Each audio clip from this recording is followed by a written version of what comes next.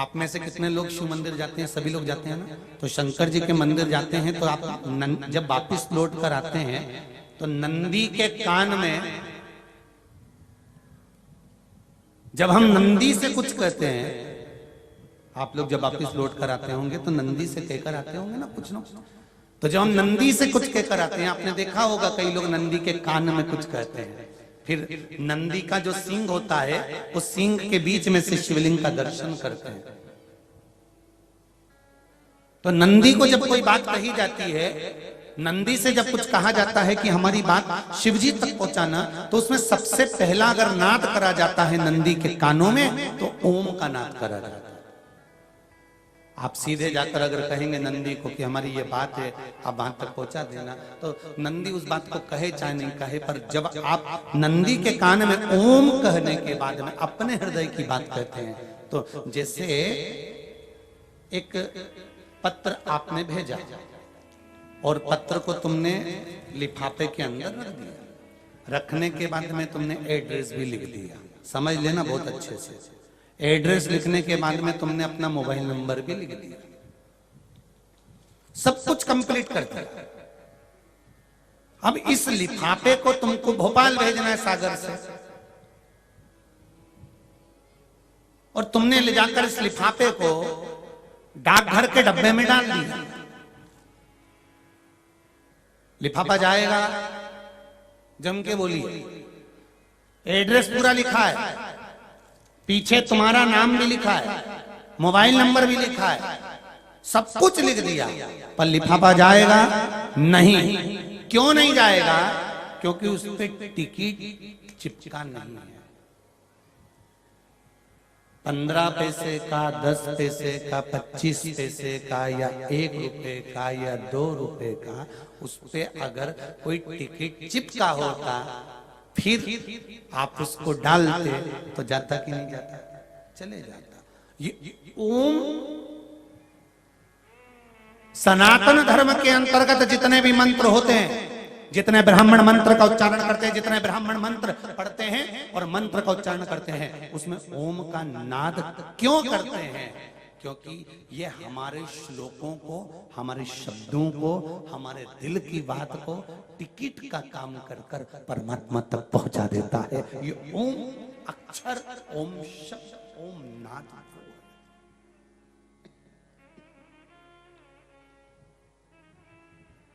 वहां तक पहुंचा।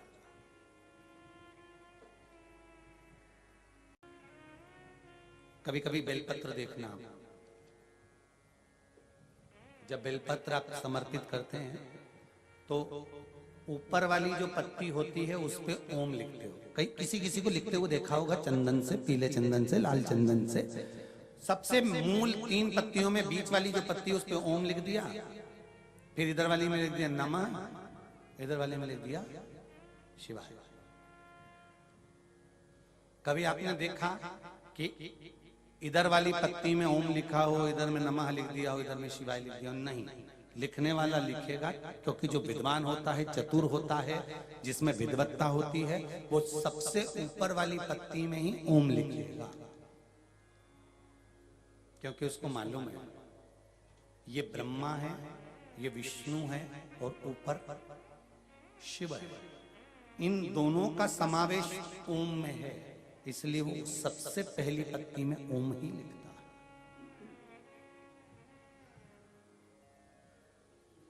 ना जब कभी ऐसा लगे जीवन में कि मैं बहुत दुखी हूं और कष्टमय जीवन चल रहा है और कोई समस्या का हल ही नहीं मिल रहा, बहुत दिन हो गए जूझ रही हूं मैं इन समस्याओं से, तो बेलपत्री की जड़ के अंतर्गत, जो बेलपत्री का बड़ा वृक्ष हो, उसकी जो जड़ हो, उस जड़ पर लाल चंदन घिसकर या लाल चंदन से कटोरी में घिसकर लेकर जाएं। शिवजी पर लाल चंदन से पूजन करने के बाद में उसी चंदन को लेकर आकर बेलपत्री की जड़ के अंतर्गत ओम अक्षर को लिखकर एक बेलपत्र अपनी कामना कर कर उस जड़ पर बेलपत्री के समर्पित करना। पहले कथा में कहा है कि बेलपत्री कोई साधारण सा वृक्ष नहीं है, इसको केवल साधारण मत मानना।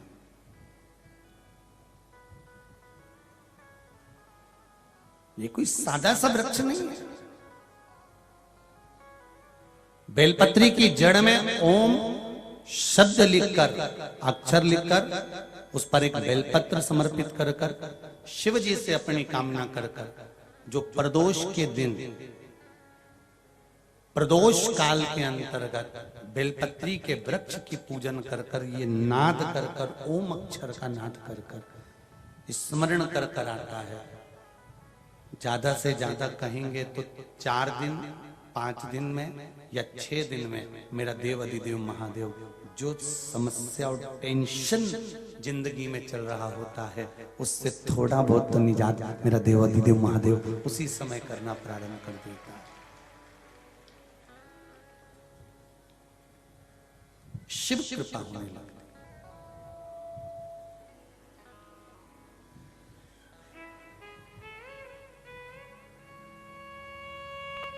पर चंदन लगा होना चाहिए शिवलिंग पर। पहले शिवलिंग पे चंदन लगाना है, उसके बाद लेकर जाना। कौन से दिन? जम के बोलो जरा। प्रदोष समय, प्रदोष काल।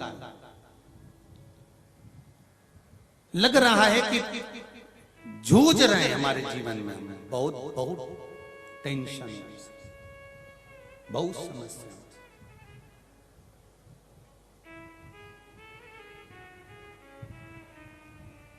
तब ओम अक्षर का नाद मूल होना चाहिए।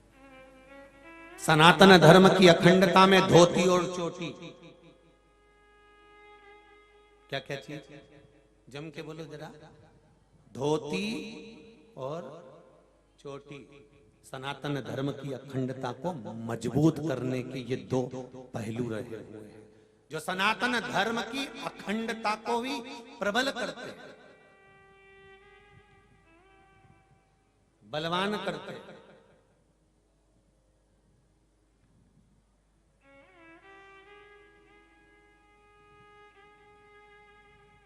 भगवान की अविरल भक्ति को हमें जिस स्वरूप में ग्रहण करना है, भगवान को उसको पाने का एक तरीका, हर जो जन्म लिया मनुष्य है उसके लिए हमारे वेदों में, हमारे शास्त्रों में, हमारे ग्रंथों में वर्णन किया गया है। यहां तक तुलसी बाबा ने भी रामचरितमानस में कह दिया, कलयुग केवल नाम आधार, सुमर सुमर नर उतरई। जम के बोलो जरा। उतरई पारा। कलिकाल में नाम की आधारशिला है। तुलसीदास जी ने ये नहीं लिखा कि कलयुग केवल राम आधारा। तुलसीदास जी को मालूम था कलयुग आएगा तो कोई राम का भजन करेगा, कोई कृष्ण का भजन करेगा, कोई माधव का भजन करेगा, कोई देवी का भजन करेगा, कोई हनुमान का भजन करेगा, कोई शिव का भजन करेगा। जिसकी मर्जी पड़ेगी वो उसका भजन करेगा। इसलिए तुलसीदास जी ने यह नहीं लिखा कि कलयुग केवल राम आधारा। तुलसीदास जी ने तो लिखा कलयुग केवल नाम आधारा। तुम किसी का भी नाम लो, पर नाम लेते समय तुम्हारा विश्वास, तुम्हारी दृढ़ता, तुम्हारी श्रद्धा, तुम्हारा बल, दृष्टि, चित्त, ये सब एकाग्र चित्त होना चाहिए। जब तुम्हारा दिल, हृदय, मन, चित्त, वृत्ति ये सब परमात्मा के चरणारविंद में जब एकाग्र चित्त हो जाएगी तो शिव महापुराण की कथा कहती है, राम कथा कहती है, फिर परमात्मा को मिलने में देरी नहीं होगी, भगवान मिल जाएगा।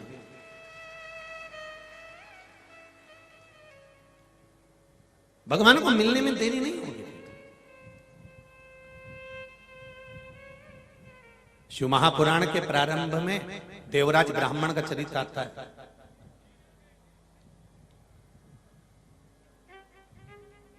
एक ब्राह्मण देवराज, और इस ब्राह्मण देवराज ने ब्राह्मण के घर में जन्म लेने के बाद भी ब्राह्मण कर्म कभी नहीं करा। ना कभी वेद पढ़ना, ना कभी शास्त्र पढ़ना, ना कभी भगवान का भजन करना, ना कभी कीर्तन करना, ना कभी मंत्र जाप करना, ना कभी स्मरण करना। बस एक काम करा इसने, देवराज ने ब्राह्मण के घर में जन्म लेने के बाद भी कभी सत्कर्म नहीं करा, कभी ब्राह्मण कर्म नहीं करा, और ब्राह्मण कर्म ना कर कर केवल एक काम करा कि चोरी जरूर करी इसने, पर वो ब्राह्मण का कर्म नहीं है।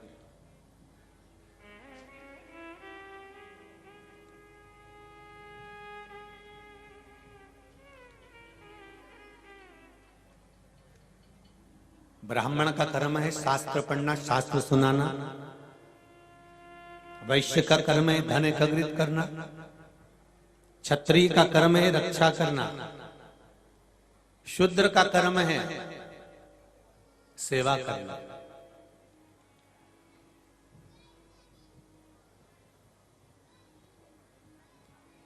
और कितना सुंदर कहा है, ध्यान देने वाला अगर जिंदगी के इन पहलुओं पर ध्यान दे दे तो जीवन की सार्थकता हो जाए। ये जो शिव महापुराण की जो पोथी रखी हुई है, इसके 4 पाए हैं, इस चौकी के, इस पाटे के, इस चौरंग के।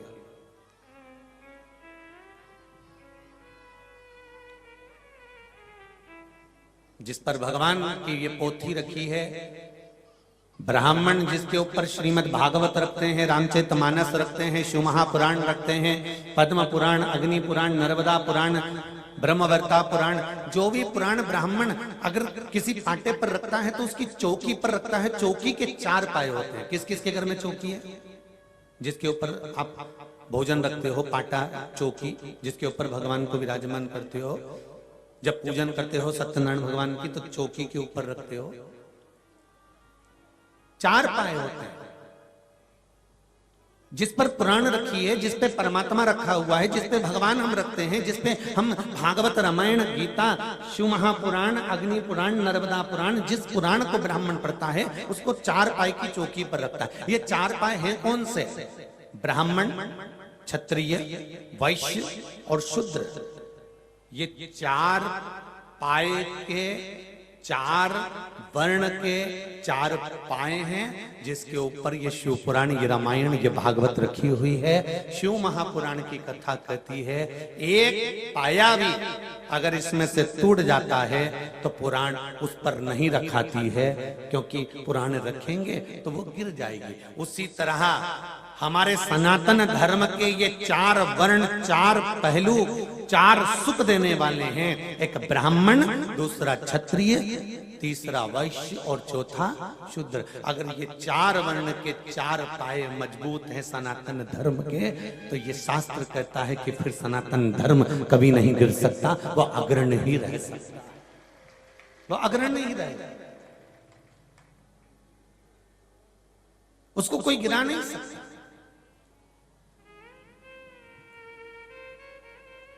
देवराज नाम का ब्राह्मण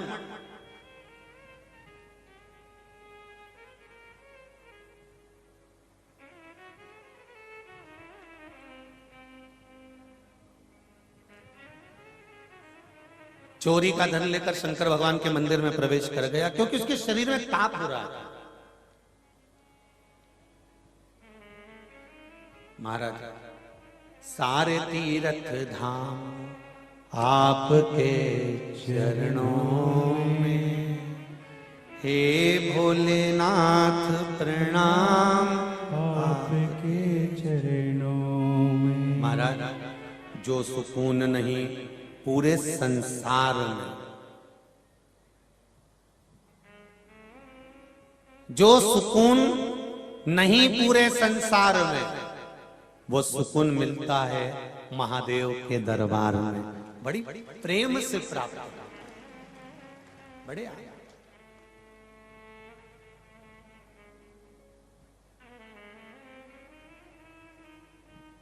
चोरी करने वाला देवराज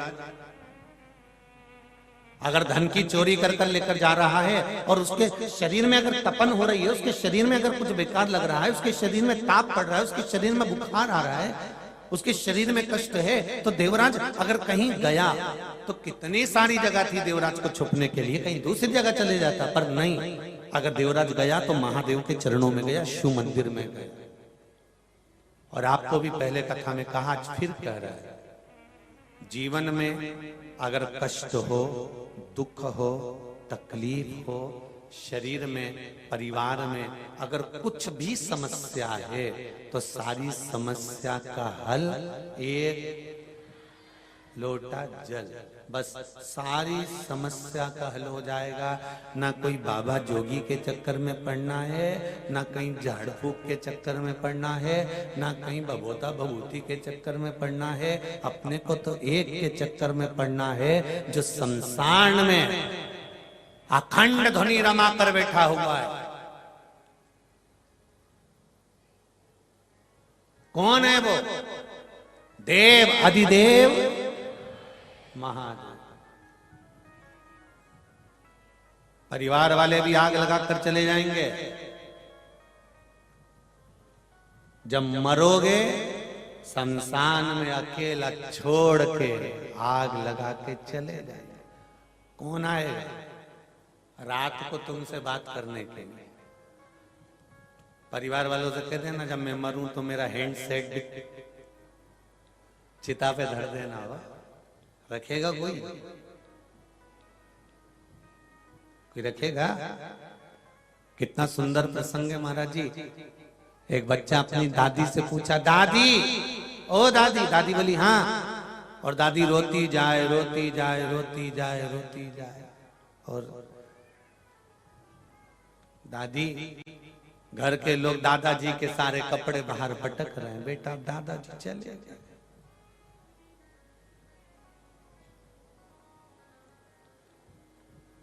जिस पे मरे गादी भी फेंक दी, जिस कपड़े को पहनकर मरे वो कपड़ा भी फेंक दिया। तो पोता ने दादी से कहा, दादी दादा की सोने की चेन पड़ी है, वो भी तो फेंक दो। दादी सिर पे पल्लू रख के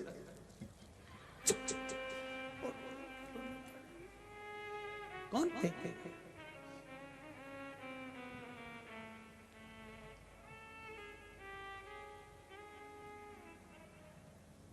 अच्छा एक बात आपसे पूछें, सागर वालों, हमने सुना है सागर के लोग जवाब बढ़िया शानदार तरीके से देते हैं।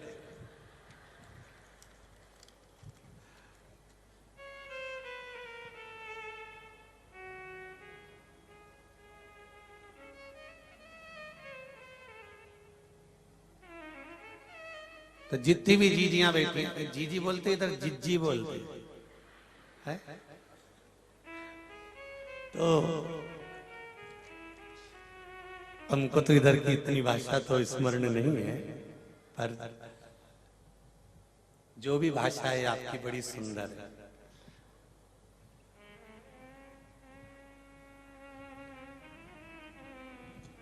एक बात आपसे पूछना चाहेंगे, कुत्ता मरता है तो उसके ऊपर कफन नहीं डाला जाता, कपड़ा नहीं डाला जाता।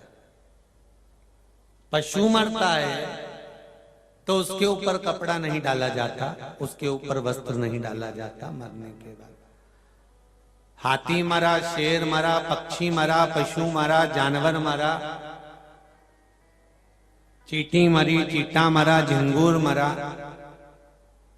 जलचर, थलचर, वायुचर, मछली आदि आदि, मगर आदि जो भी मरते हैं, पशु पक्षी मरते हैं, तो उनके ऊपर कोई कपड़ा नहीं ढका जाता, उनके ऊपर उनको ढाकते नहीं हैं, वस्त्र नहीं डालते हैं। पर मनुष्य मरता है, मानव जब मरता है तो उसके तन को क्यों ढका जाता है? उसके शरीर को क्यों ढका?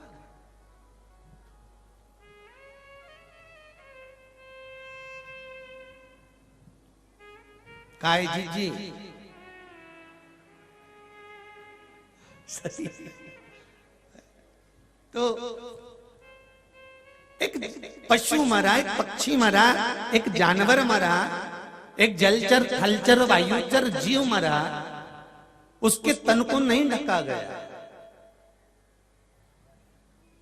वो पड़ा है, पड़ा हुआ, उसके तन को कोई ढकता नहीं है, वो पड़ा है जहां पड़ा हुआ है।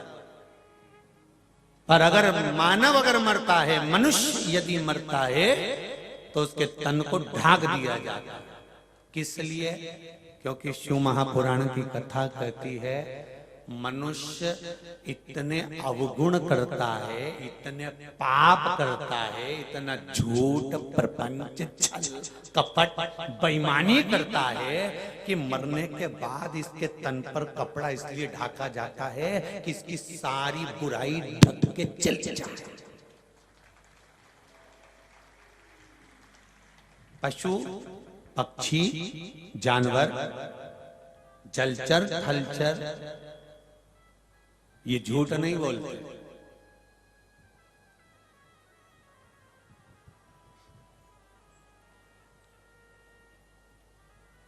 इनका भी एक नियम है,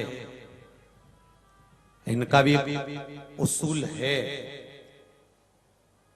जानवर का भी एक नियम होता है, जानवर भी एक संकल्प में बंधा होता है। शेर से कोई कह दे कि तू घास खा, खाएगा? जम के बोलो जरा, नहीं खाएगा।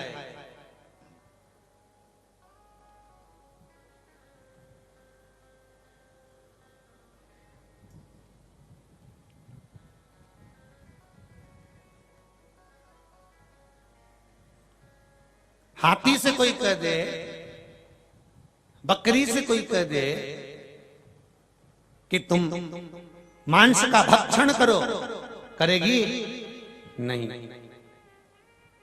जानवर का भी एक असूल होता है कि मांसाहारी मांस का ही भक्षण करता है, शाकाहारी शाकाहार का ही भक्षण करता है।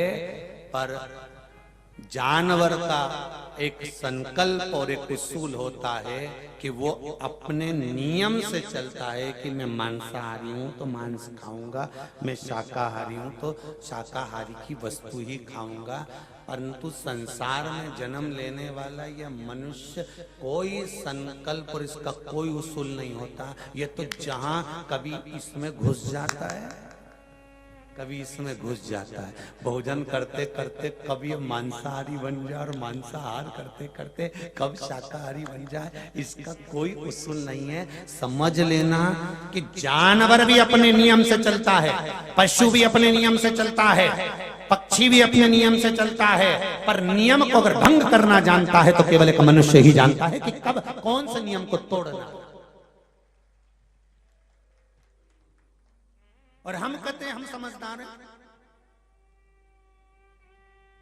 हम कहते हैं हम असूल प्रधान हैं, हम कहते हैं कि हमें एक प्रबलता है, हमें एक संकल्प की प्रबलता है, हम अपने नियम पर चले। माता के गर्भ से जन्म हुआ, दोनों मुष्टिकाएं बंद थी माता के गर्भ से, दोनों मुष्टिकाएं बंद, गर्भ में उल्टे लटके हुए थे और प्रतिज्ञा कर रहे थे दोनों मुष्टिकाओं को बांधकर, माता के गर्भ से मुझे बाहर निकाल दो, मैं भजन करूंगा भजन करूंगा भजन करूंगा। जैसे ही माता के गर्भ से बाहर निकले, मैं भोजन करूंगा भोजन करूंगा भोजन करूंगा, भजन गायब हो गया, भोजन चालू हो गया। कितना बड़ा संकल्प लेकर हमारा जन्म हुआ था, कितने बड़े संकल्प के अनुकूल हमारा जन्म हुआ था कि हम मृत्यु लोक में आएंगे तो भजन करेंगे, कीर्तन करेंगे, स्मरण करेंगे, मंत्र जाप करेंगे, नाम जाप करेंगे। हम जन्म लेने के बाद में भगवान की भक्ति में डूबेंगे, पर हम डूबे कहां हैं?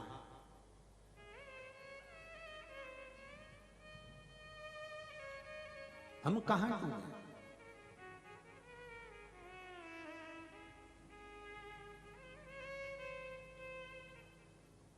हम उस शिव भक्ति से दूर हैं, हम उस अविरल भक्ति से दूर हैं।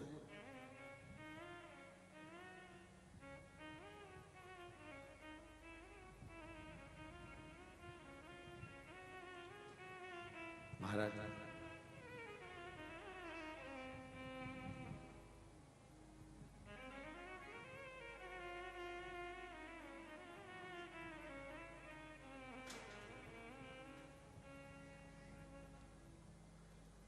एक तेरे ही भरोसे ओ भोले, तेरे ही भरोसे। हम भगवान की भक्ति की, अविरल भक्ति की एक आनंदता के साथ इस जीवन को सुखमय जिए। जानवर मरे तो उसके तन को नहीं ढकते, पर मनुष्य मरे तो उसके तन को ढका जाता है, केवल तन नहीं ढका जाता। क्यों ढकते हैं? उसका कारण है कि झूठ, छल, कपट, प्रपंच, बेईमानी सब इसके अंदर समाया हुआ है, इसलिए इसको ढकना जरूरी है। इसको ढकना जरूरी है। देवराज शिव मंदिर में गया,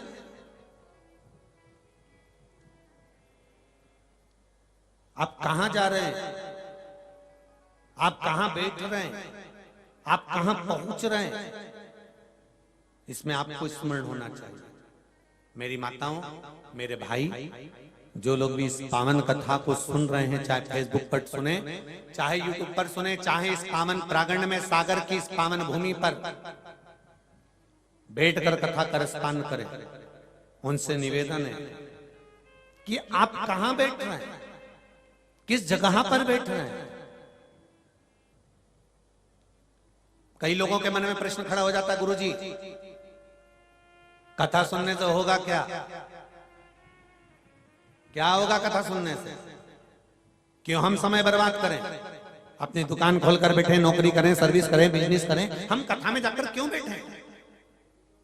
शिव महापुराण की कथा कहती है, आप कथा में आप जाकर बैठो, ये जरूरी नहीं है कि कथा में बैठोगे तो परमात्मा तुमको आकर दर्शन दे ही जाएगा, पर एक बात निश्चित है कि 3 घंटा जब हम कथा में जाकर बैठेंगे तो ये पक्का है कि हमारे मुख से ना तो झूठ बोला जाएगा, 3 घंटे ना हम बेईमानी करेंगे, 3 घंटे ना हम कपट करेंगे, 3 घंटे ना हम छल करेंगे, 3 घंटे हम मौन रहकर शंकर की कथा को केवल ग्रहण करेंगे, तो हो सकता है कि हमारे जीवन की सार्थकता।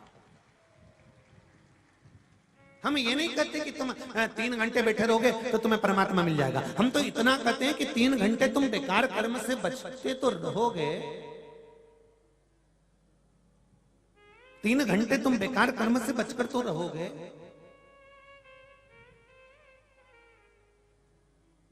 और यदि थोड़ा बहुत समय भी अगर आपका भगवान की अविरल भक्ति में लगा है, और बहुत ध्यान से सुनना महाराज, इतने दूर से सागर से पटकुई तक तुम अगर ऑटो में बैठकर, गाड़ी में बैठकर, मोटरसाइकिल पर, साइकिल पर, स्कूटर पर, स्कूटी पर बैठकर अगर यहां तक आए हो, तो एक दिन नंदी पर बैठकर, गरुण पर बैठकर वो भी तो वहां तक जाएगा, वो भी तो पहुंचेगा कि नहीं पहुंचेगा?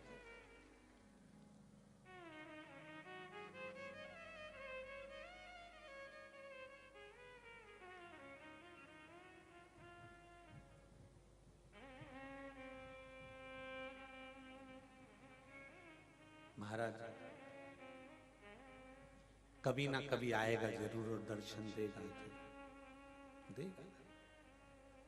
मैं तो बैठी थी गंगा किनारे, मैं तो बैठी थी गंगा किनारे, दिल तुझको दिया ओ लेनाथ। शिव की आराधना में लगो, भगवान की अविरल भक्ति में लगो। जब शिव कथा कहती है, शिव महापुराण वर्णन करती है, भगवान देवाधिदेव महादेव की कथा कहती है, देवराज नाम का जो ब्राह्मण है वो तुरंत भगवान शिव के मंदिर में गया, शंकर के मंदिर में, और जब शिव के मंदिर में जब जाता है, भगवान शंकर के मंदिर में जाकर जब वो बैठता है, साथ में धन है थोड़ा सा चोरी का, और चोरी के धन को लेकर जब वो शिव मंदिर में पहुंचा तो उसका मन चित्त तो कथा में या सत्संग में या मंदिर में तो था ना।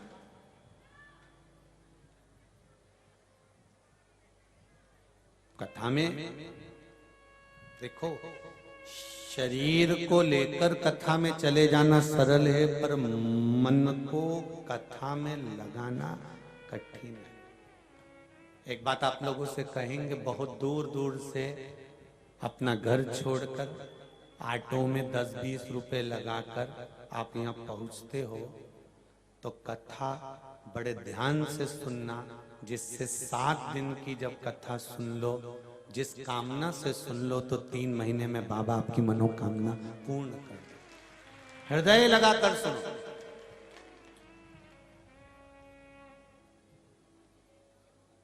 कितना समय लगाकर आप लोग यहाँ पहुंचते हो और चित्त ना लगे कथा में, तो वो बेकार।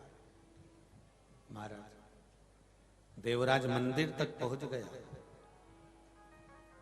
पर शिव मंदिर में पहुंचने के बाद में देवराज की चित्तवृत्ति भगवान में नहीं है, उसके शरीर में ताप बढ़ रहा है। शरीर में जब रोग होता है, शरीर में जब कष्ट होता है, व्यक्ति, तुम किसी के शरीर में कष्ट है और तुम उसको समझाओ, बहलाओ, फुसलाओ, तो उसके समझ में नहीं आता। पर एक निवेदन जरूर करेंगे, जब शरीर में अगर कष्ट है, परिवार में अगर दुख है, तकलीफ है, तो एक काम जरूर करना, मेरे देव अधिदेव महादेव का दरवाजा मत छोड़ना, उसको पकड़ कर रखना। मेरे शिव का द्वार, शंकर की चौखट, शंकर का द्वार पकड़ कर रखना। देखो एक पत्र आया है, बड़ा सुंदर।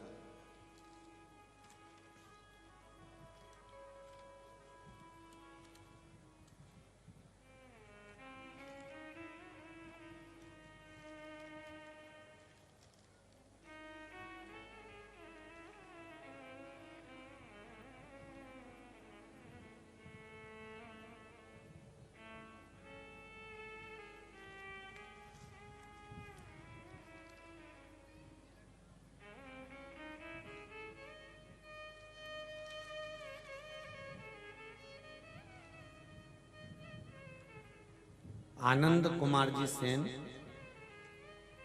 पीवासी बांदरी सेन, आप ही हैं? दोनों हाथ हिला दो एक बार। हर हर महादेव। इस पत्र में आपने लिखा है, आनंद जी, 2020 में ऐसी बीमारी से ग्रसित हुआ कि मेरा परिवार पूरा बहुत परेशान हो गया। मैंने लगभग 2 लाख रुपए खर्च किए और वो ऑपरेशन करवाने का फिर भी आराम नहीं लग रहा था। आपकी शिव महापुराण चालू किया, मेरी बहन और पत्नी पशुपति व्रत करना प्रारंभ करा।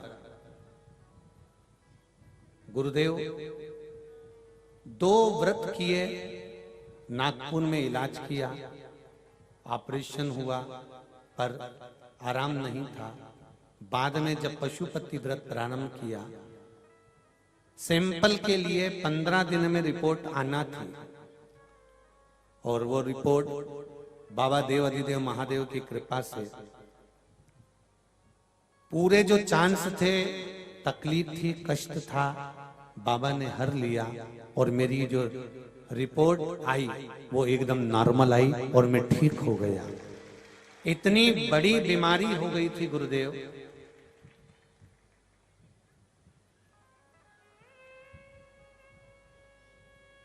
अब मैं पूर्णतः बीमारी से ठीक हो गया हूं, पहले की तरह सामान्य अवस्था में आ गया हूं। आपकी कृपा से मेरी एक दुकान भी है जो बाबा की कृपा से चल रही है और बाबा चला रहा है। बाबा को बहुत बहुत धन्यवाद देने के लिए मैं इस पावन कथा में पहुंचा हूं, केवल धन्यवाद देने के लिए। हर हर महादेव।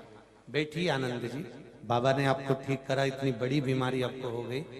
आपने लिखा है कैंसर जैसे सैंपल लेकर नागपुर से जब जांच गई, डॉक्टरों ने कह दिया था कि कैंसर ही है, पर पत्नी और बहन ने पशुपति व्रत करा और कहा जांच में आना नहीं चाहिए, और वही हुआ।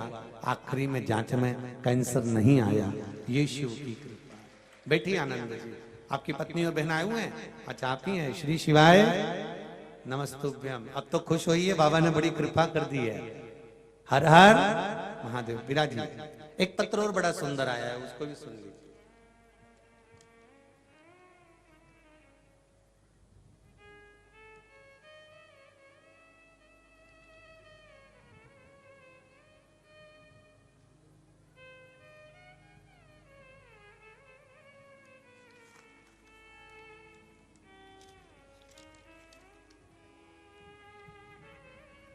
कांति सैनी, प्रमोद जी सैनी, रिटायर्ड पोस्टमैन, सागर मध्य प्रदेश से। कहीं बैठे हैं? कहीं बैठे हो तो हाथ हिलाइएगा।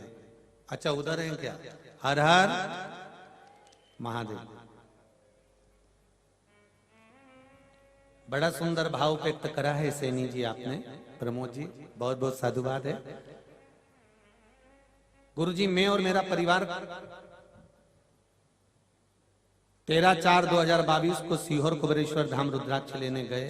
वहां हम लोगों को रुद्राक्ष प्राप्त हो गया था। मेरा परिवार पानी के गिलास में एक रुद्राक्ष डालकर प्रतिदिन जल का सेवन कर रहा है। अक्सर स्वास्थ्य खराब रहता था, बीमारी बनी ही रहती थी, नींद भी नहीं आती थी।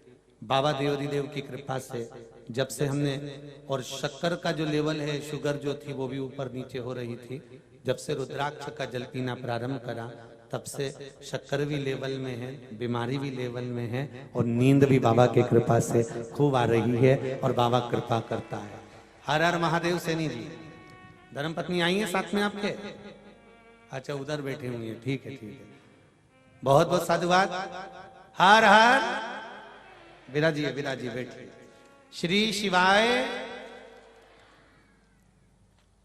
शिव कृपा है। बाबा देवाधिदेव महादेव के शिव महापुराण के मूल मंत्र का स्मरण करेंगे और मंत्र बोलने के बाद अपने हृदय की बात देवाधिदेव महादेव से कहेंगे। श्री शिवाय नमस्तुभ्यं। श्री शिवाय नमस्तुभ्यं। श्री शिवाय नमस्तुभ्यं। श्री शिवाय नमस्तुभ्यं। श्री शिवाय नमस्तुभ्यं। शंभो शरणे मांगू घड़ी रे घड़ी, दुख काटो दया करी ने दर्शन। बाबा से निवेदन करो, दुख आए तकलीफ आए, हम ये नहीं कहते कि मनुष्य के शरीर में दुख नहीं आएगा। कोई महाराज आपसे कहता हो, कोई कथा वाला आपसे कहता हो, कोई संत आपसे कहता हो, कोई साधु, कोई सन्यासी, कोई ब्राह्मण जन आपसे कहता हो कि मेरे पास आओ और मैं दुख नहीं आने दूंगा, तो वो हो सकता है भगवान, वो भले भगवान हो सकता है। पर शिव महापुराण की कथा कहती है, शंकर भगवान का चरित्र कथा है कि शिव परिवार पर भी दुख आया। अगर मृत्यु लोक में जन्म लिया है तो दुख तो आए।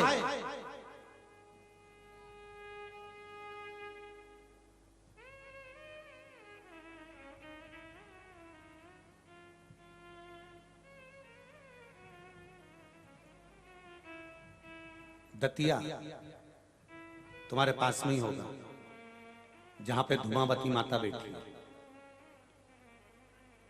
धुमेश्वरी माता जहां पर विराजमान है, धुमावती जहां पर विराजमान है। ये शिव परिवार के दुख का ही एक चरित्र है, धुमावती का मंदिर का दर्शन। भगवान शंकर ने एक बार माता पार्वती को काशी में यह बात कह दी थी। भगवान शंकर पार्वती जी से कहते, पार्वती मृत्यु लोक में रहता हूं मैं, ब्रह्मा ब्रह्म लोक में, भगवान विष्णु वैकुंठ लोक में, इंद्र लोक में रहता है, और पार्वती मैं कैलाश पर, पृथ्वी पर, काशी में, इस मृत्यु लोक का मैं निवासी हूं। और सुन पार्वती, भूमि पर अगर हम रहते हैं तो कष्ट मनुष्य की देह में आएगा जरूर, यह निश्चित है। ध्यान करिए, बादाम खाओगे तो भी मरोगे, नहीं खाओगे तो भी मरोगे। एसी और डनलप के गद्दे में रहोगे तो भी मरोगे और नी रोगे, अरे बोलते तो जाओ रे सागर वालों, तो भी मरोगे। कथा सुनोगे तो भी मरोगे और नी सुनोगे तो भी मरोगे। गुलाब जामुन खाओगे तो भी मरोगे और नी खाओगे तो भी मरोगे, पर मरना निश्चित है, निश्चित है।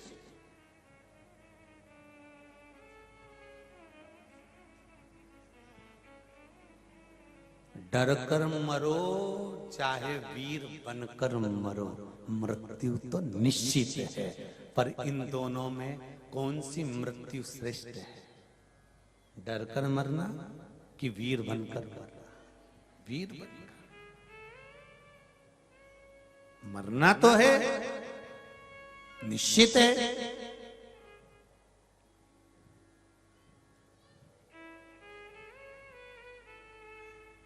शिवजी ने माता पार्वती से कहा, मृत्यु लोक में जन्म हुआ है तो ये बात याद रखना पार्वती, कि इस संसार सागर में मृत्यु लोक में जन्म लेने के बाद मनुष्य को भोगना पड़ता है। दो कारणों से मनुष्य का शरीर मिलता है, एक भगवान का भजन करने के लिए, दूसरा कर्म का भोग भोगने के लिए। और सुनो पार्वती, मृत्यु लोक भोगने के लिए होता है। पार्वती जी ने पूछा भोलेनाथ जी से काशी में, आप मुझे क्यों समझा रहे हैं, क्या बात है? शिव जी ने कहा, हो सकता है जीवन है ये मनुष्य का, कभी मौका मिल जाए और उस मौके में कर्म भोग भोगना पड़ सकता है, कभी सुख है कभी दुख है। पार्वती जी ने कहा, आप जानते नहीं हो, मैं देव अधिदेव महादेव की धर्म पत्नी हूं। शंकर भगवान ने कहा, ये मान, ये पद, ये प्रतिष्ठा जीते जी रहती है। शमशान में मुर्दा जब जल जाता है, अच्छे अच्छे जिनकी खूब जोरदार हस्ती थी, उनकी एक लोटे में अस्थि थी।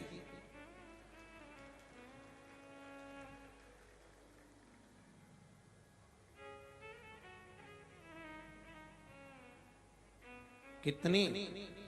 अरे जम के तो बोलो, एक लोटे से ज्यादा थी भी नहीं रे, छाट छाट के बटोरी है।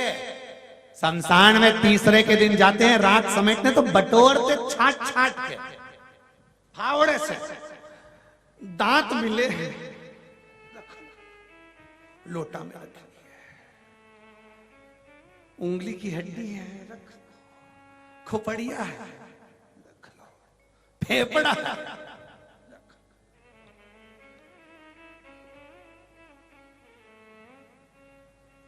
कितना रोना आता होगा।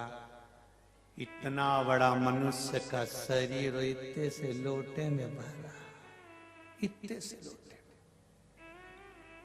और टेंशन मत लो तुम भी, अपन सब भी लोटे में ही भराएंगे, कोई कहीं दूसरी जगह थोड़ी ना जाएंगे, इतने से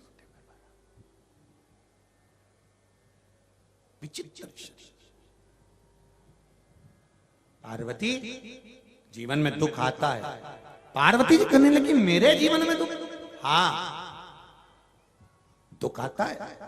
पार्वती जी कहने लगी, मैं देवी हूं। शिव जी कहते हैं कि तू देवी बाद में है, पहले मृत्यु लोक में तू आई है, हिमालय राज के घर में तेरा जन्म हुआ है, तू प्रकट नहीं हुई है, हिमालय राज के घर में तेरा जन्म हुआ। मेरी अर्धांगिनी बनी है मृत्यु लोक में, इसलिए दुख और सुख ये दोनों मिलेंगे जीवन में। पार्वती जी कहती है ऐसा होता है। हाँ, और आया समय, ये दतिया वाली माता की कथा कहती है, धूमावती की समय आया, शंकर जी तप में लीन हो गए, पार्वती से कहकर तप में लीन हुए भगवान शिव। भगवान शंकर ने कहा, पार्वती 11,000 वर्ष के लिए मैं तप लगा कर बैठ रहा हूं, साधन लगा कर बैठ रहा हूं, तपस्या में लीन हो रहा हूं। 11,000 वर्ष तक पार्वती तू मुझे टोकना नहीं, मैं 11,000 वर्ष के बाद अपनी समाधि से उठूंगा। पार्वती के कहकर शिव जी समाधि में बैठ गए। समय आया, घर परिवार में दुख और सुख तो चलते रहते हैं। आज भगवान गणेश जी ने आकर कह दिया, माँ बहुत भूख लगी है, माँ कुछ भोजन दे दीजिए। माँ अंदर गई तो रसोई घर में कोई भोजन नहीं था।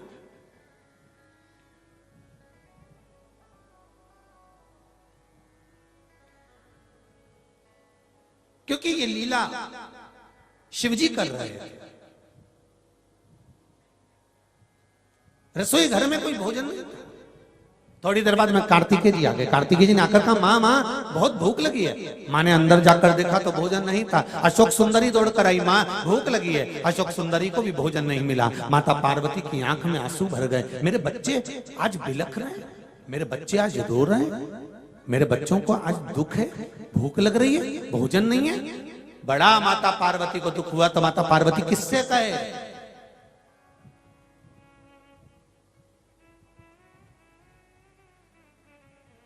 पति अपनी पत्नी पर चिढ़ जाता है कभी कभी, और चिढ़कर बोलता है, जब देखो जब तू मेरे से कहती है। तो पति से पत्नी कहती है, तुम बता दो कि मैं तुमसे नहीं कहूं तो फिर किससे कहूं? बोलो री जी सही है कि गलत है? और अगर मैं अपने दिल की बात दूसरे से कहूंगी फिर तुमको काली वाली मिर्ची नहीं लगना चाहिए।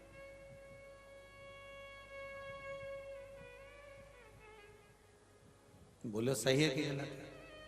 अगर पत्नी पति से नहीं कहेगी तो किससे कहेगी? और अगर आप मेरी नहीं सुनेंगे तुम कौन सुनेगा? किससे कहूं मैं?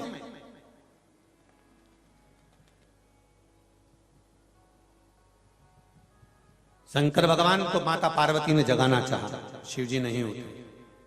जल चढ़ाया, शिवजी नहीं उठे। बेलपत्र समर्पित करी, शिवजी नहीं उठे। बार बार प्रयास किया, बाबा देव अधिदेव महादेव नहीं उठे। क्रोध आ गया मां। अन्न घर में नहीं, भोजन नहीं घर में। मां ने सोचा, मेरे बच्चों को मैं अगर स्तनों में दूध आता तो मैं अपने बच्चों को पिला देती, पर स्तनों में दूध भी नहीं। क्या करूं मैं? मां शंकर भगवान को उठाई माता पार्वती, और शिव जी को उठाकर माता पार्वती शंकर भगवान को निगल गई।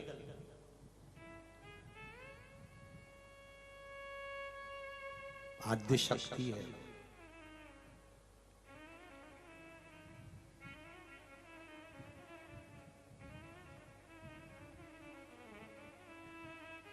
आद्य शक्ति है। शिव को निगल गई, शंकर भगवान को निगली, और निगलते से ही माता पार्वती के स्तनों में से दूध बहने लगा। गणेश जी कार्तिकेय अशोक सुंदरी पीकर पेट भर लिए। मां अब हमारा पेट भरा गया। भगवान विष्णु ने इंद्र से कहा, इंद्र शिवजी नजर नहीं आ रहे, जरा पता करो बाबा देवाधिदेव महादेव कहाँ हैं? शंकर भगवान का जब पता लगाने के लिए इंद्रदेव गए, शंकर जी मिलते नहीं है। ब्रह्मा जी ढूंढे, भगवान विष्णु ढूंढे, 33 कौटी देवता भगवान शंकर को ढूंढने का प्रयास करते रहे, पर भगवान देवाधिदेव महादेव नहीं मिलते। आखिरी में देव ऋषि नारद से पूछा कि भोलेनाथ कहाँ गए? तब कहा, माता पार्वती अपने बच्चों का पेट भरने के लिए निगल गई। सुनते से ही भगवान विष्णु ने माता पार्वती से कहा, माँ आप शिव को प्रकट करो। शंकर भगवान को प्रकट मैं कैसे करूं? मैं तो निगल गई उनको। ब्रह्मा जी ने कहा, मां आप कैसे भी उनको प्रकट करो। तब माता पार्वती ने अपने मुख से, नासिका से धुएं के रूप में भगवान शंकर को प्रकट करा, तो माता पार्वती का नाम धूमावती हो गया।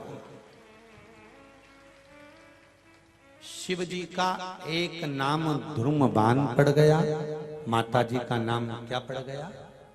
जम के बोलो जरा, धूमावती माता पड़ गया। शंकर भगवान सामने आ गए, और आते से पार्वती ने जब उनके चरणों को प्रणाम करा, शिवजी ने कहा, पार्वती सुन, थोड़ी देर के लिए तू अपने पति को निगल गई थी, थोड़ी देर तेरा पति नहीं था, इसलिए तेरी मांग में सिंदूर नहीं होगा, तेरे माथे पर बिंदी नहीं होगी, तेरी पाँव में बिछुड़ी नहीं होगी, तेरे गले में उस समय पर मंगल सूत्र नहीं होगा।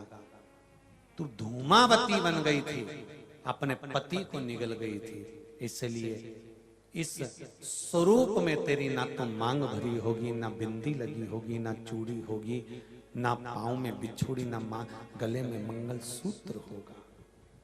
माता पार्वती की ये मूर्ति का दर्शन, इसलिए आज भी सौभाग्यवती माताएं धूमावती माता का दर्शन नहीं करती हैं। पर्दा लगा होता है, पुरुष मंदिर के अंदर जाते हैं, माता को भोग लगाते हैं, प्रणाम करते हैं, वापस पर्दा बंद कर कर बाहर निकल जाते हैं। पर धूमावती का दर्शन सौभाग्यवती नारी नहीं करती है। क्यों? क्योंकि वो अपने पति को निगल गई थी कुछ देर।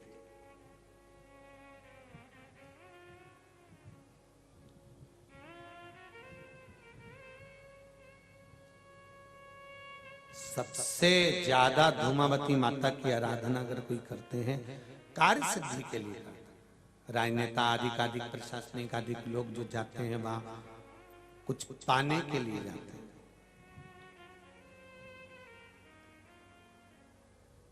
सुख है तो दुख भी है जीवन में। अगर आपके जीवन में अगर दुख है, तकलीफ है, कष्ट है, हम ये नहीं कहते कि आपके जीवन में दुख नहीं आएगा। कोई कहे तो हो सकता है वो भगवान हो कि वो कह दे कि मैं सारा दुख, तुम्हारे पास दुख आएगा ही नहीं, तो वो हो सकता है भगवान हो। पर शिव महापुराण की कथा करिए, मृत्यु लोक में अगर जन्म लिया है, माता के गर्भ से अगर जन्मे हो, पृथ्वी पर अगर जन्म हुआ है, तो शिव महापुराण की कथा कहती है कि जीवन में दुख तो आएगा, सुख भी आएगा, पर घबराना नहीं है। एक काम करना कि जीवन में अगर रोग आए, बीमारी आए, तकलीफ आए, कष्ट आए, सारे दुख तकलीफें अगर जीवन में आ रही है, तो एक काम करना, शंकर के मंदिर में जाना मत छोड़ना, शिव का स्मरण करना मत छोड़ना। पंचाक्षर मंत्र नमः शिवाय, षडाक्षर मंत्र ओम नमः शिवाय, या फिर श्री शिवाय नमस्तुभ्यम, इस मूल मंत्र का जाप करते हुए अपने जीवन को निकालना। हो सकता है तेरे दुख कट कर। जैसे भैया जी बोले कि बीमारी इतनी बड़ी थी, डॉक्टर ने भी कह दिया था कि कैंसर होगा, निश्चित है कि कैंसर होगा, जांच भी पहुंच गई, पर तेरा ही दिया मैंने खाया पिया है, तेरा शुक्रिया है, तेरा शुक्रिया है। पर शिव की आराधना, भगवान शंकर की भक्ति और शिव की अविरल भक्ति जो धारण करता है, तो जीवन में दुख कटते चले जाता। दुख मिटना, ये दुख को समाप्त करने का तरीका आपको आना चाहिए, केवल शिव का स्मरण।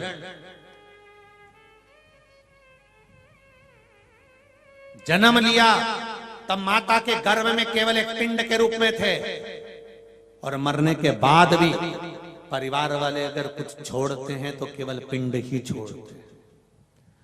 पिंड देकर पिंड छुड़ा लेंगे कौन? अरे बोलो तो जम के, अपने ही घर के लोग इतना बड़ा पिंड बनाएंगे, देंगे, और 100 साल का पिंड छुड़ा लेंगे।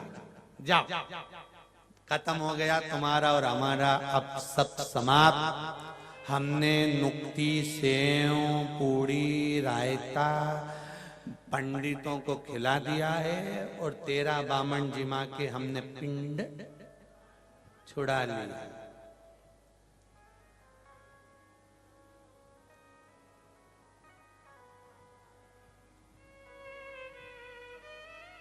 इसीलिए बार बार कहते हैं, मत बुरे कर्म कर बंदे वरना पछताएगा, भगवान की आंखों से तू बच नहीं पाएगा, तू बच नहीं पाएगा।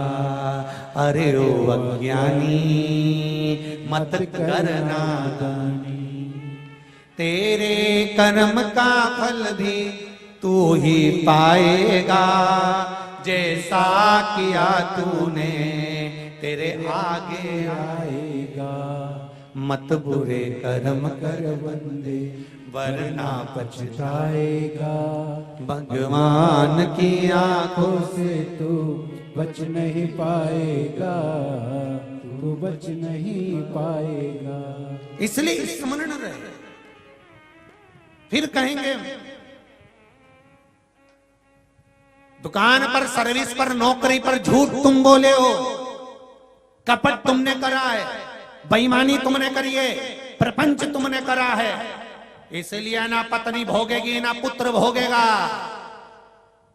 भोगना तो तुझे अकेले पड़ेगा, इसलिए याद रखना तेरा क्या होगा रे कालिया। स्मरण रहे आप। ऊपर जाएगा बंदी बनाकर, रोका जाएगा, रोएगा। मैंने तो अपने बच्चों को पढ़ाने के लिए झूठ बोला था, मैंने उसका अच्छा कॉलेज मिल जाए इसलिए झूठ बोला था, मैंने बेईमानी करी तो अपनी पत्नी और बच्चों के लिए करे, घर बनाने के लिए, मकान बनाने के लिए, दुकान के लिए, जमीन के लिए, जायदाद के लिए, मैंने इनके लिए करा, मैंने पत्नी और बच्चों के लिए करा, मैंने परिवार के लिए करा। अगर नरक मुझे दे रहे हो तो मेरे पत्नी और बच्चों को भी दो, मेरे परिवार को भी नरक भेजो। तो परमात्मा कहेगा, यम के दूत कहेंगे झूठ तूने बोला, बेईमानी तूने करी, छल तूने करा, कपट तूने करा, जो खाएगा पेट उसी का भराएगा, इसलिए जो बोलेगा नरक। तो जीजियों तुम चिंता मत करना, तुम तो चिट जूड़ा मूड़ा बांध के डेंटिंग पेंटिंग कर अपने कहीं करना, अपने चिंता नहीं करना हो। आज एक आयोजन में नाट्यगृह में वहां सभागार में पहुंचे थे, तो हमने एक बात कही थी कि पूरा जमाना तुम्हारी सुनता हो,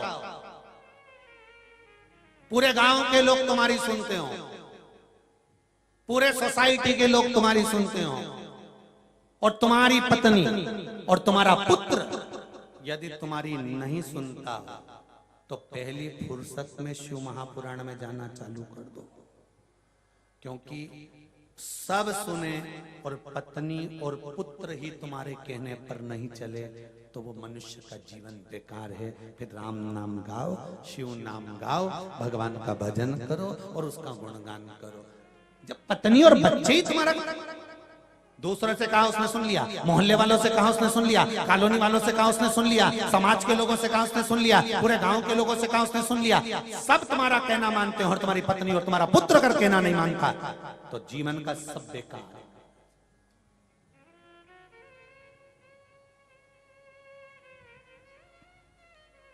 मेरे देवाधिदेव महादेव, मेरे शंकर, मेरे ओघड़ी, मेरे त्रिकालदर्शी, मेरे कैलाशी अविनाशी के ऊपर एक लोटा जल चढ़ाने का फल क्या है, उसका महत्व पार्वती खंड के अंतर्गत शिव महापुराण में कहा गया कि माता पार्वती जी ने शिव जी से पूछा कि इस एक लोटा जल चढ़ाने का फल क्या है। पार्वती जी ने जब पूछा तो शिव जी ने कहा, देवराज ब्राह्मण की कथा लोटा जल चढ़ाने का फल बताती है कि देवराज ब्राह्मण चोर था, चोरी करता था, धन चुरा कर लाता था, गलत कर्म में लगा रहता था, कभी उसने जीवन में अच्छा काम नहीं करा। पर शंकर जी के मंदिर में मरते समय, मरने से पहले शिव जी के मंदिर में पहुंचा, शंकर जी के मंदिर में जाने के बाद शिव जी के मंदिर से बाहर निकला, एक बेलपत्री के वृक्ष के नीचे उसके प्राण छूट गए। शिव महापुराण की कथा कहती है तो पार्वती जी ने शंकर जी से पूछा, जब देवराज चोर था, गलत काम करता था, बेईमानी करता था, प्रपंच करता था, छल करता था, बेकार काम करता था, तो देवराज शिव मंदिर कैसे पहुंच गया? व्यक्ति अच्छा काम करता है तभी तो शिव महापुराण में पहुंचता है। जो बेकार काम करेगा तो शिव पुराण तक कैसे जाएगा, शिव मंदिर तक कैसे जाएगा? बेकार काम करने वाले को तो भगवान वैसे ही रोक देता है कि तू अच्छी जगह जाए मत। फिर वो अच्छी जगह कैसे पहुंच गया? शंकर भगवान ने कहा, पार्वती, देवराज ब्राह्मण की जो मां थी उसका नियम था एक लोटा जल प्रतिदिन जो भी शंकर का मंदिर घर के पास था वहां जाकर चढ़ाती थी। उस जल का प्रताप ये रहा कि मरने से पहले चोर बेटा भी शंकर के मंदिर पहुंच गया और प्राण छूटने के बाद शिव के धाम चला गया। ये लोटा भर जल का सारी समस्या का हल। जरा जम के बोलो, एक लोटा जल। ऑफिस जाओ तो चढ़ा कर जाओ, दुकान जाओ तो चढ़ा कर जाओ, घर से जाओ तो एक लोटा जल चढ़ा कर जाओ। घर का एक एक बच्चा अगर एक लोटा जल चढ़ाता है तो उसके ऊपर शिव एक बहुत सरल भाषा में इस कथा को और अच्छे से ले लो। किसी की शादी में तुम जाओ और तुम जाओ, रोटी खाओ चाहे मत खाओ, पानी पियो चाहे मत पियो, पर जिसने बुलाया है तुम उससे मिलकर आओगे कि नहीं आओगे? अरे बोलो जम के, मिलोगे ना कि भाई हम भले खाना नहीं खाए, टाइम नहीं, हमारे पास समय नहीं है, अब शादी में आए तो हो, पर एक काम तो करोगे ना। क्या? जिसने बुलाया है, जिसके घर शादी है, उससे आमना सामना तो करके आओगे, मिलके तो आओगे, उसको मुंडा दिखा के तो आओगे। क्यों मुंह दिखा कर आओगे? कि उसको लग जाए हम आए थे। उसी तरह तुम पंचाक्षर मंत्र बोलो मत बोलो, तुम षडाक्षर मंत्र बोलो मत बोलो, तुम नमः शिवाय बोलो मत बोलो, तुम श्री शिवाय नमस्तुभ्यम बोलो मत बोलो, तुम कथा सुनो मत सुनो, पर एक काम करना, जैसे शादी में तुम खाना खाओ चाहे मत खाओ, पानी पियो चाहे मत पियो, पर जिसने बुलाया है उससे मिलकर जरूर आते हो, उसको मुंह दिखाकर जरूर आते हो। उसी तरह प्रतिदिन नियम बना लो कि मुझे शंकर जी के मंदिर में अपना मुंह दिखाने के लिए जाना है, जिससे उसके पास जाऊं तो पहचान जाए कि ये रोज आता था, मेरा है, अपना है, उसको पहचान बन जाए, उसकी पहचान करना। एक चाय देने वाला भी रोज ऑफिस में आता है ना, तो ऑफिस के लोग चाय वाले को पहचान जाते हैं। क्यों रे कालू आ गया? हाँ सर, 2 चाय 2 कट ले। फिर अगर 4-6 दिन तक कालू आया और एक दिन नहीं आए तो लोग, दूसरा व्यक्ति आ गया, चाय का ऑर्डर दिया और वो दूसरा आया, क्यों रे चाय तूने दूसरे से मंगवा ली क्या? नहीं वहीं से मंगवाई। तो कालू क्यों नहीं आया रे? कालू क्यों नहीं आया? क्या पता, उससे पूछा क्यों रे आज चाय लेके कालू क्यों नहीं आया? सर उसकी तबीयत खराब है। अच्छा इसलिए नहीं आया। फिर सर को चिंता लगी, देखना उसको अगर कोई दिक्कत परेशानी हो तो मुझे बता देना, हो दवाई मवाई चाहिए तो मैं दूं, बैग में से निकाल के ऑफिस में ही रखी हुई है, बोले तो दे दूं, तबीयत खराब हो तो। क्यों आया नहीं? तो चिंता उस व्यक्ति को ऑफिस में लग गई कि वो चाय देने क्यों नहीं आया। जब एक व्यक्ति रोज आता है, चाय देने के लिए नहीं आया, तो ऑफिस वालों को चिंता लग गई, बेचारा कितना अच्छा था, क्या हो गया उसको। उसी तरह तुम रोज रोज मंदिर जाते रहोगे, शिव के द्वार जाते रहोगे, शंकर की चौखट पर जाते रहोगे, और अगर एक दिन तुम्हारा दिल दुख गया, हृदय दुख गया, तुम शिव के द्वार नहीं गए, तो उसको चिंता हो जाएगी, आज कमला भाई आई क्यों नहीं, कारण क्या है, क्या हुआ जो वो पहुंची नहीं, क्या कारण हुआ जो वो पहुंचा नहीं है, कारण क्या है, आप आए नहीं और सुबह हो गई मेरी पूजा की थाली धरी की धरी, क्या कारण हो सकता है, क्या हुआ?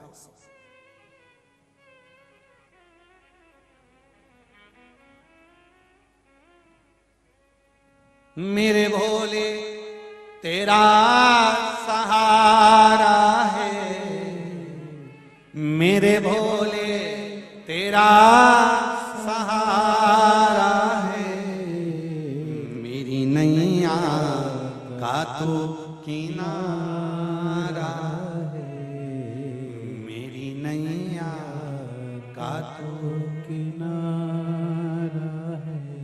क्यों नहीं आया? कारण जीवन में मनुष्य का शरीर है, मानव की देह है, दुख आएगा सुख आएगा, पर दुख आए तो घबराना नहीं, इधर उधर भटकना मती, माथा इधर उधर भड़कना नहीं कि कभी यहाँ चले गए कभी वहां चले गए। अपने को तुम फिर निवेदन कर दूं आपसे, पड़ोसन को कितनी भी चाय पिला लो, पड़ोसन को कितना भी अचार खिला दो, पड़ोसन के कितने भी पापड़ खिला दो, पर पड़ोसन कभी अपनी जायदाद का हिस्सा तुम्हें नहीं दे। और सागर की अगर पड़ोसन हो और देती हो तो हमें भी बता, इसमें कोई दिक्कत वाली बात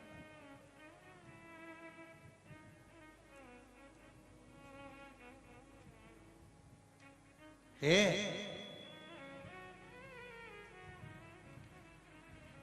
ऐसी तुम्हारी अड़ोसन पड़ोसन जो जायदाद का हिस्सा देगी तुमको,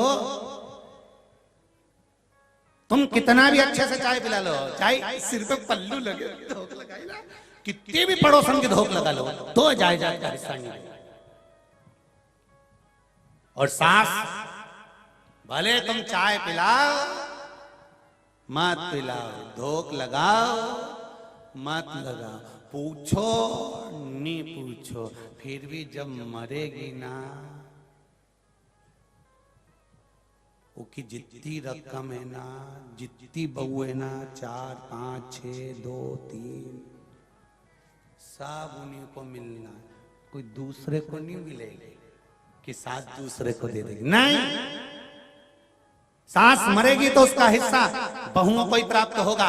तुमने चाय पिलाई कि ना पिलाई, अच्छे से बोले कि ना बोले, प्रणाम करा कि ना करा, नमन करा कि नहीं करा, पर जायदाद का हिस्सा सास किसी को नहीं देगी, अपनी बहू को देगी। कई कई सास ऐसी मिलती भी है जो हमेशा कहती है कि गुरुजी मेरी बहू बड़ी बेकार है, बहुत अपशब्द बोलती, गुरुजी बहुत टेंशन देती है। तो हमने भी कह दिया एक काम कर, जितना भी तेरे पास है नहीं हरिद्वार में दिया जा। इतने में तो तुरंत पल्लू रख के बोलिए महाराज कहीं पागल समझ रखा मारे, ठेंगा नहीं दी। तो मैंने कहा फिर किसको देगी? बहू का छोरा बेचारा इतना मेरी सेवा करे, बहू के छोरे को दूंगी। तो मिला तो उसको कि दूसरे को मिल गए। पड़ोसन को कितनी भी चाय पिला लो, प्रणाम कर लो, नमन कर लो, वो जायदाद का हिस्सा नहीं देती। पर सास को पूछो ना पूछो पर हिस्सा सास ही देती है। उसी तरह ब्रह्मा ब्रह्म लोक में रहते हैं, भगवान विष्णु वैकुंठ लोक में रहते हैं, इंद्र इंद्र लोक में रहते हैं, सारे 33 कोटि देवता अपने अपने लोक में रहते हैं। पर मृत्यु लोक में रहता है तो मेरा देवाधिदेव महादेव रहता है। आप पूछो मत पूछो, जल चढ़ाओ चाहे मत चढ़ाओ, शंकर की कथा में जाओ चाहे मत जाओ, अंत समय में तो भी मेरा महादेव अपने गले तो तुमको लगा ही लेता है। आओ मेरे पास। इसलिए मरने के बाद व्यक्ति जब मरता है तो उसको कहीं वीआईपी होटल में ले जाकर अंतिम संस्कार नहीं करा जाता। कहां ले जाता?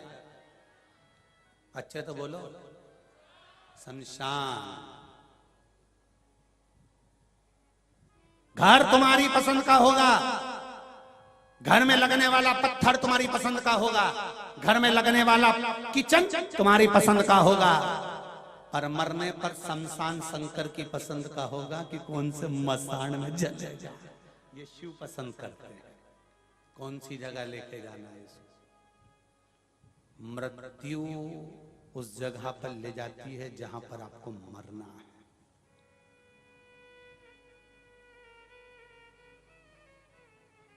घर तुम्हारी पसंद का, शमशान शंकर की पसंद का होगा।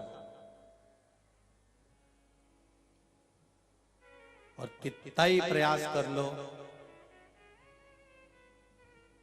ले जाने वाले तो तुमको तोप के, चाहे कितना ही रो।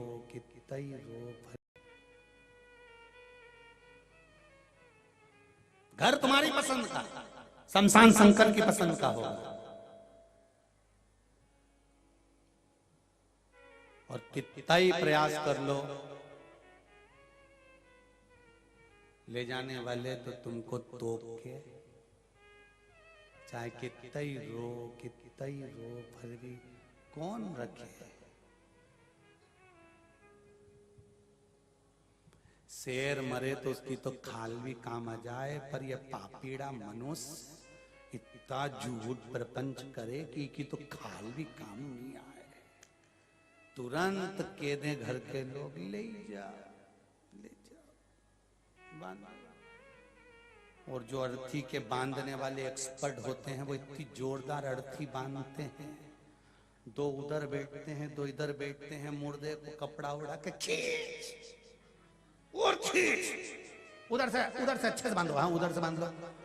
सबको मालूम है मर गया, उसके बाद भी इतना खींच के बांध के ले जाते हैं क्योंकि सबको मालूम है भग गया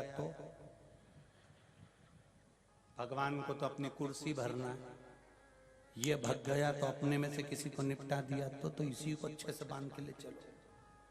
और चिल्लाते चिल्लाते जाते हैं राम, अच्छे से बोलो, जरा जम के बोलो, राम नाम सत्य है, जो जीवन का एक सार तत्व है, इसके सिवाय कुछ नहीं।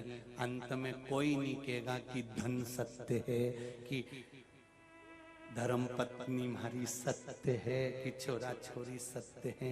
सब एक ही बोलेंगे राम नाम सत्य है। और ले जाएंगे, आरती जल उतारेंगे, चिता पे सुलाएंगे, आग लगाएंगे और सब इधर उधर बैठ के मल मुला के खा के घर आए, नहाए, परिवार वाले भी बाजू में से पूड़ी और सब्जी आ जाएगी, सिर से पल्लू रख रख के रोता रोता भी है, खाता जाएगा। कई फिर इतने में कोई आ जाएगा तो फिर रोवा पड़ी बच्चा, जैसे कोई गया फिर ये भी जमाना। मालवा के संत श्री नागर जी महाराज कहते हैं, तेरा तेरा दिन याद करे, क्यों रे नर सुमिरन क्यों नहीं करे, सुमिरन क्यों नहीं करे, क्यों रे नर सुमिरन क्यों नहीं करे। केवल 13 दिन याद करेंगे और 14वें दिन फोटो जो टेबल पे था दीवार पे टांग देंगे, प्लास्टिक के फूल की माला। फिर 16 श्राद्ध में नीचे उतारेंगे फोटो को, कंडा जला के धुनी देंगे और पूड़ी और खीर फोटो पे चिपका देंगे। तुम फोटो पे साल भर पूड़ी चिपकी रहेगी, अगले 16 श्राद्ध में फिर पोंछ के गिरा देंगे। 1 साल तक पूड़ी और खीर तुम स्माइल देते रहोगे और पूरी चिपकी रहेगी। इससे भारी और जिंदगी क्या है मनुष्य की? खत्म। इसीलिए निवेदन है, फिर कह रहे हैं, सागर वालों मौका मिला है शिव महापुराण कथा श्रवण करने का। इसी में बस मौके को देखकर चौका लगाना है और परमात्मा की ओर जाना है, भटकना नहीं। हार हार महादेव, आराधना शिव की करना है, शंकर की भक्ति में रमना है, शिव स्मरण की ओर चलना है, भगवान की अविरल भक्ति को अपने भीतर धारण करना।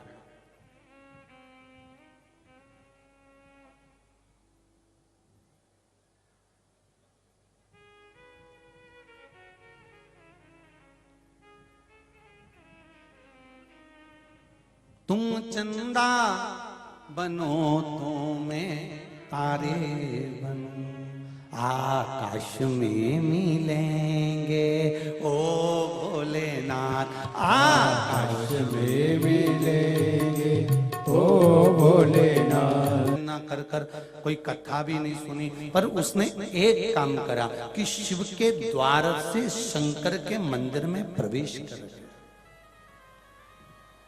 श्री शिवाय नमस्तुभ्यं, श्री शिवाय नमस्तुभ्यं, श्री शिवाय नमस्तुभ्यं। शिव के मंदिर में प्रवेश करा। उसका फल जो मां 1 लोटा जल शिव को समर्पित करती थी, उसका फल मिला है।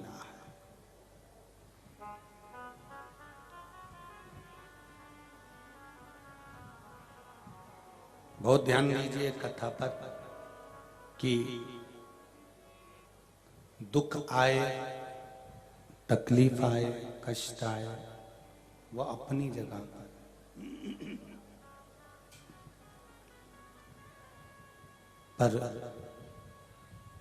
उस दुख और तकलीफ के साथ में शिव का स्मरण हो जाए अकाल मृत्यु वो मरे जो काम करे चंडाल का, काल उसका क्या बिगाड़े जो भक्त हो महाकाल का। जो शिव का उपासक है,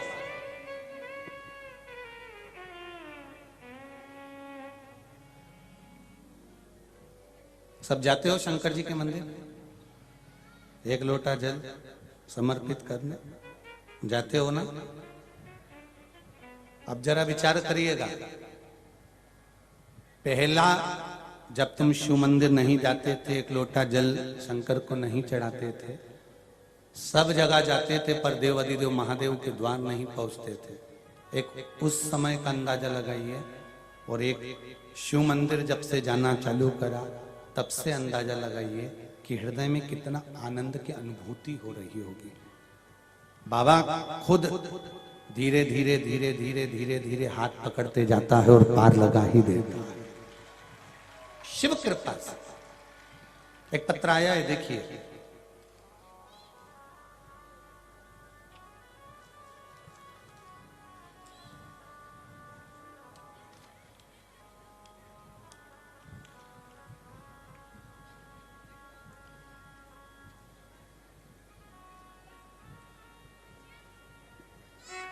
मैं आशा कृष्ण गोपाल चौरसिया जयपुर से हूं।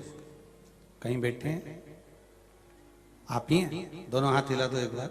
हर हर महादेव।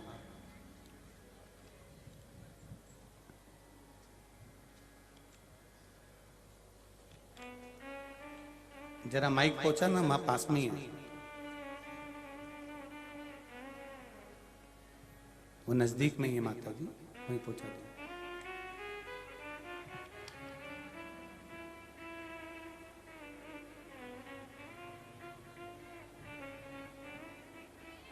माता जी इसमें एक लाइन बड़ी सुंदर लिखी है आपने, भोलेनाथ दया करना मेरे भरोसे हूं। नीचे लिखा है आपने, मैं तेरे भरोसे हूं। माता जी आपने लिखा है 28/2/2022 को कुबेरेश्वर धाम आई थी बाबा, वहां से मैंने बाबा को बोला, बाबा सब ठीक कर देना, बहू बेटे का केस चल रहा था। जी गुरुजी। उसमें हो गया? जी गुरुजी। बाबा मैं 28 तारीख को फरवरी में कुबेरेश्वर धाम गई थी जी, और वहां से आकर मैंने पशुपति व्रत किए जी। और एक व्रत में बहू की खबर आ गई थी, दूसरे में बहू घर आ गई थी। बधाई हो आपको, बहुत बहुत बाबा की कृपा हो। बाबा मेरी बहू भी आई है, हम साथ आई है में साथ बाबा में? को, अरे बाबा, बाबा को साथ में ठोक देने आए हैं बाबा। श्री शिवाय नमस्तुभ्यम। बाबू बढ़िया हो, आनंद है? जी पंडित जी। बस अब खुश रहना है, आनंद में रहना है। बाबा ने बुलाया है आपको और बाबा ही रखने सब वाले। अच्छा रहे, बस यही। बस बाबा की कृपा। श्री शिवाय नमस्तुभ्यम। बैठिए बैठिए बैठिए बैठिए। मेरे बाबा दया करना, मैं तेरे भरोसे हूँ, ना घर के भरोसे हूँ, ना परिवार के भरोसे हो, ना घर के भरोसे हो, ना परिवार के भरोसे हो। मेरे बाबा दया करना, मैं तेरे भरोसे हो। बैठिए माँ, बैठिए। हर हर ना देवराज के प्राण छूट गए। शिव मंदिर से आया, चोरी करने वाला देवराज प्राणों को छोड़ा। एक लोटे जल की महत्वता जानकर माता, उनकी देवराज की मां जो जल चढ़ाती थी, उसका फल ये मिला कि देवराज के प्राण जहां छूटे वहां कोई दूसरा वृक्ष नहीं था, बेलपत्री के वृक्ष के नीचे प्राण छूटे। सनातन हिंदू धर्म के अंतर्गत आज भी किसी का अंतिम संस्कार करने के लिए ले जाते हैं, अर्थी को लेकर जाते हैं, तो एक जगह पर अर्थी को रोका जाता है, उतारा जाता है। इधर उतारते कि नहीं उतारते वो हमको मालूम नहीं, पर शास्त्र रीति कहती है एक जगह अर्थी को रोक देते हैं, उतार देते हैं, अर्थी को नीचे रख देते हैं। कुछ देर के लिए अर्थी ले जाने वाले भी वहां पर बैठ जाते हैं। किसी से पूछो, कोई विद्वान से पूछना, जो गांव का पुरातन व्यक्ति हो, बुजुर्ग हो, उससे पूछो कि ये शमशान जाते समय अर्थी को बीच में क्यों रोक दिया, इस अर्थी को यहाँ क्यों रोका गया, अर्थी रोकने का कारण क्या था, क्यों कहा यहाँ अर्थी को उतारो, यहाँ उतारा करना, अर्थी को उतारना पड़ेगा, यहाँ रखना पड़ेगा, रखने के बाद लोग वो 4-5 पत्थर बीनते हैं, फिर उधर फेंक देते हैं, बैठ जाते हैं, क्यों, किस लिए, क्या कारण क्या है, उसको मालूम होगा तो वो जरूर बताएगा कि शिव महापुराण के अनुसार देवराज के प्राण बेलपत्री के वृक्ष के नीचे छूटे थे, इसलिए शास्त्र रीति कहती है जिस मुर्दे को लेकर जाते हैं, कोई बेलपत्री का पेड़ जो गांव में होता था उसके नीचे अर्थी को थोड़ी देर रख देते हैं, तो उस जीव आत्मा को कैलाश धाम पहुंचा दिया जाता है जो उस पर बंधी। अब आज के जमाने में तो बेलपत्री का वृक्ष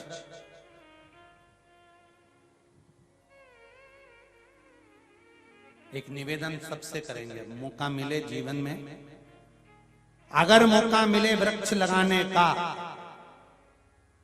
तो जिस मार्ग से अर्थी निकल कर जा रही हो, शमशान जा रहे हो, और बीच रास्ते में दोनों तरफ अगर मौका मिल जाए तो कहीं एक अगर बेलपत्री का वृक्ष लग जाए और उस बेलपत्री की छाया उस मुर्दे पर और अर्थी ले जाने वाले पर पड़ जाए, तो वो स्वयं ही शिव के धाम पहुंच जाते हैं। उसको पहुंचाने की जरूरत कभी मौका मिले,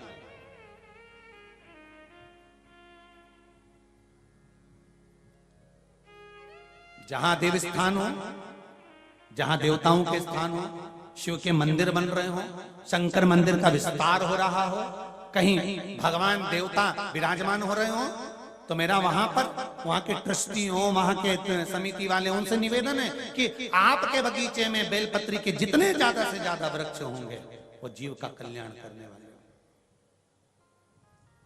सुख देने वाले।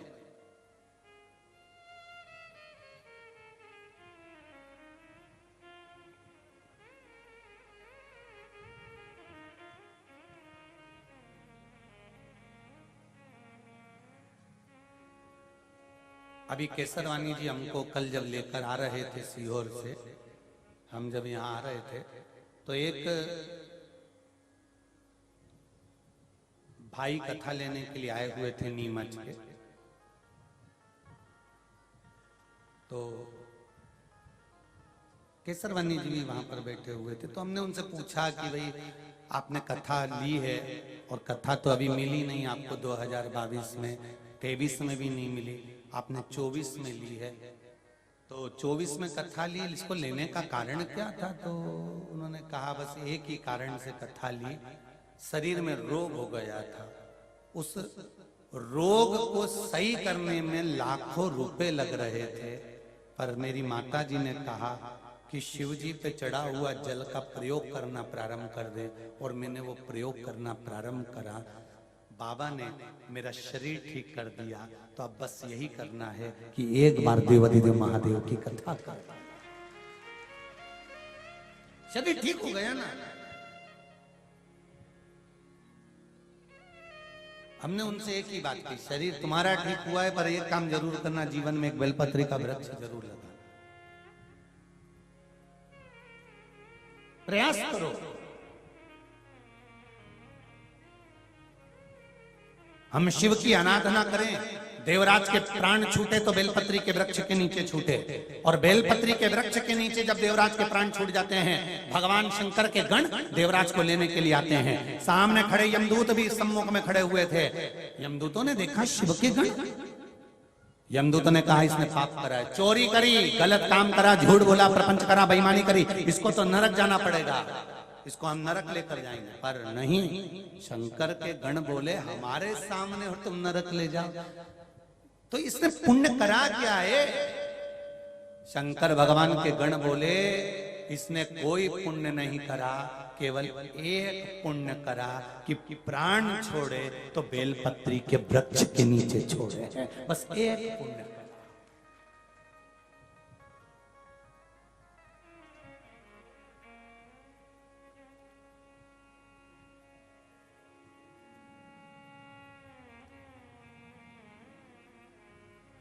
बेलपत्री के वृक्ष के नीचे।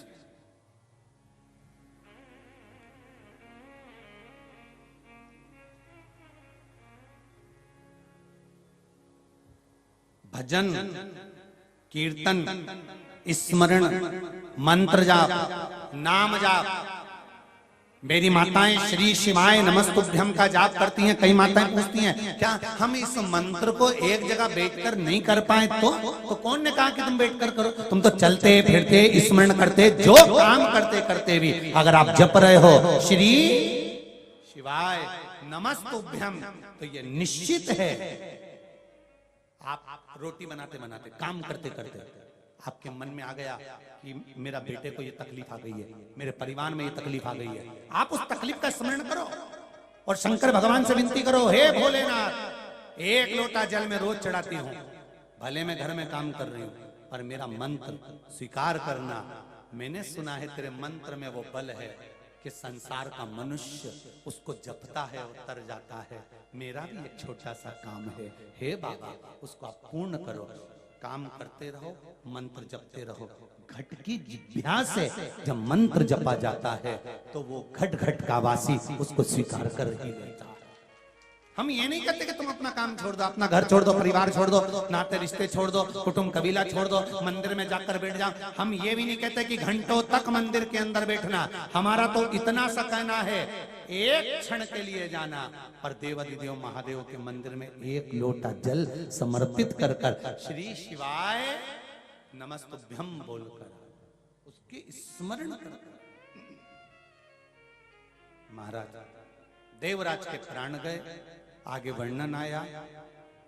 चंचुला देवी ने बिंदु के लिए शिव महापुराण की कथा को श्रवण करा।